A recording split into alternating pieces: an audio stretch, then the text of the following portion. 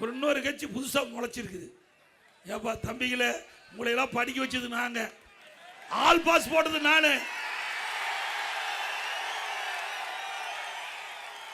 All pass போட்டது நானு.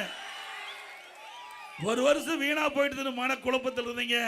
ஆன்லைன்ல வகுப்பு அதாவது பள்ளியில் படிக்கிற மாணவருக்கு ஆல் பாஸ், கல்லூரியில் படிக்கிற மாணவர்களுக்கு ஒரு வருடம் வீணா போய்விட்டு மன உளைச்சல் இருந்த மாணவர் மன உளைச்சல் இருந்து மீட்டு ஆன்லைன்ல வகுப்பு, ஆன்லைன்ல தேர்வு பிரமாதமா படிச்சீங்க. எல்லாருக்கும் பட்டம் கொடுத்த அரசாங்கம் அதிமுக. எங்களை மறக்கலாமா? உங்களுக்கு எவ்வளவு வசதி செஞ்சாங்க எங்களுடைய தலைவர்கள். காலுக்கு காலணி, சீருட விலையில புத்தகம் கொண்டு போறதுக்கு பையை, பள்ளிக்கு போறதுக்கு சைக்கிள், மென்மையான கல்வி கிடைக்க மடிக்கணினி எல்லாம் கொடுத்த ஒரே அரசாங்கம் அதிமுக அரசு. இப்படி எல்லாமே வாங்கி அனுபவிச்சுட்டு பலனை கொண்டு போய் அங்க கொடுக்கலாமா? செடி வச்சு மரம் வச்சு தண்ணி ஊற்றி பூ பூத்து காய் காய்த்து பழத்தை வேற ஒருத்தர் படிச்சா யார் விடுவா? நியாயமா? யார் கஷ்டப்பட்டு செடி வச்சு மரத்தை பாதுகாத்து வளர்த்தா அவருக்கு தானே அந்த பலன் கிடைக்க வேணும். அதனால அருமை சகோதரன் இளைஞர்கள் சிந்திக்க வேண்டும். ஒரு ஆட்சினா சாதாரண விஷயம் இல்லை. ஒரு 8 கோடி மக்களுடைய வாழ்வாதார பிரச்சனை. ஏதோ பார்த்தோம் போய் பார்க்க வேண்டியதான். திரைப்படத்துக்கு போங்க, நல்லா பாருங்க, ரசிங்க, அதோட விட்டுருந்தோம். நாம கனவு காங்குறோம், நல்லா தூங்கும் போது கனவு காங்குறோம், அற்புதமான கனவு வரும். கண்ணை முழிச்சா கனவு காணாத போயிடும். அப்படித்தான் திரை உலகமும். சிந்திங்க. அதை நம்பி ஓட்டு போட்டா அந்த ஓட்டு தான் வீணா போகும். சிந்திங்க. என்ன செய்ய முடியும்? ஒரு ஆள் 50 பேர்த்த அடிக்க முடியும், இங்க வந்து அடிக்க முடியுமா?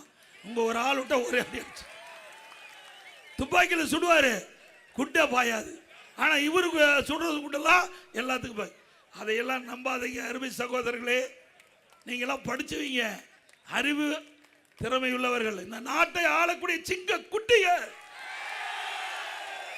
ஒவ்வொரு சிந்தனையும், ஒவ்வொரு இளைஞனுடைய சிந்தனையும் நாட்டுடைய வளர்ச்சி பற்றி இருக்கணும்.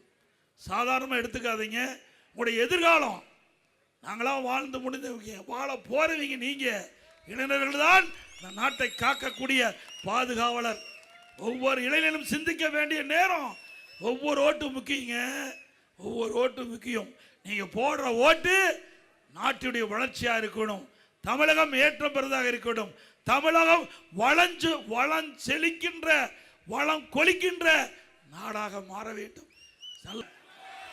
நம்முடைய தலைவர் பொன்மனச்செம்மல் புரட்சி தலைவர் எம்ஜிஆர் இன்னைக்கு கூட ஒரு பத்திரிக்கை நான் பேட்டி கொடுக்கும்போது கேட்டார், ஏங்க புரட்சி தலைவர் எம்ஜிஆர் நடிகர் தானே, இவரு நடிகர் தானே சார், அவரை இவரை ஒப்பிட்டு பேசாதீங்க, அவரு தெய்வம்.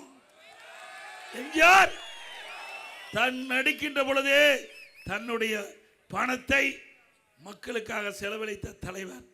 உயிரோடு இருக்கும் போது மக்களுக்காக உழைத்தார். தன் இறந்த பிறகு தன் சொத்தை காது கேளாதோர் வாய் பேசாருக்கு கொடுத்த உத்தவன் நம்முடைய தலைவர். இருக்கின்ற போதும், உயிரோடு இருக்கின்ற போதும் மக்களுக்கு நன்மை செஞ்சார்.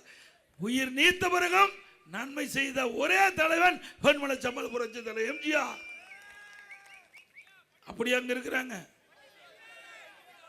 நிறைய பேசலாம், வேண்டாம், புதுசா இருக்காரு, வரட்டு பார்க்கலாம்.